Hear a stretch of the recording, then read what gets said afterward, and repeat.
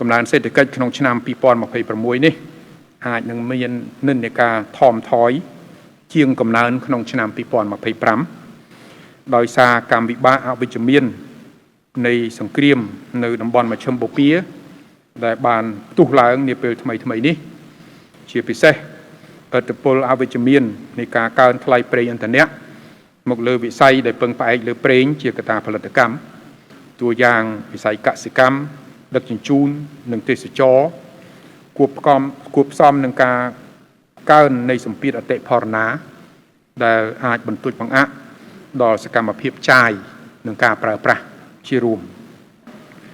ច្បាស់ណាស់ថាកំណើនសេដ្ឋកិច្ចដ៏រឹងមាំប្រកបដោយចីរភាពពិសេសក្នុងរយៈពេលជាង2ទសវត្សរ៍មុនការមកដល់នៃវិបត្តិជំងឺ COVID-19 ជាសកលគួបផ្សំជាមួយសមិទ្ធផលដ៏ប្រសើរក្នុងការអនុវត្តយុទ្ធសាស្ត្រគៀកោចំណូលក្រោមកម្មវិធីកែតម្រង់ការគ្រប់គ្រងហិរញ្ញវត្ថុសាធារណៈដែលក្នុងនេះអគ្គនាយកដ្ឋានពន្ធដារមានតួនាទីជាស្ថាប័នស្នូលដ៏សំខាន់បំផុតមួយពិតជាបានរួមចំណែកយ៉ាងសំខាន់ក្នុងការផ្ដល់លទ្ធភាពដល់រាជរដ្ឋាភិបាលម្យ៉ាងក្នុងការបង្កើនការវិនិយោគសាធារណៈលើហេដ្ឋារចនាសម្ព័ន្ធគ្រប់ប្រភេទជាអាចផ្លូវថ្នល់ស្ពាន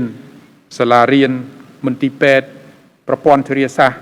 ប្រព័ន្ធទឹកស្អាតបណ្ដាញអគ្គិសនីនិងម្យ៉ាងទៀតក្នុងការដំឡើងប្រាក់បៀវត្សប្រាក់បំណាច់មុខងារនិងរបបសន្តិសុខសង្គមជូនមន្ត្រីរាជការស៊ីវិលកងកម្លាំងប្រដាប់អាវុធនិវត្តជននិងមន្ត្រីបុគ្គលិកគ្រប់ប្រភេទទន្ទឹមគ្នានឹងការបង្កើនប្រាក់សោធនប្រចាំខែសម្រាប់អតីតមន្ត្រីរាជការស៊ីវិលនិងអតីតយុទ្ធជនព្រមទាំងការពង្រីកវិសាលភាពនៃប្រព័ន្ធគាំពារសង្គមឲ្យបានកាន់តែគ្រប់ជ្រុងជ្រោយជូនដល់ប្រជាជនកម្ពុជាដោយឈរលើគោលការណ៍មិនបោះបង់ពលរដ្ឋណាម្នាក់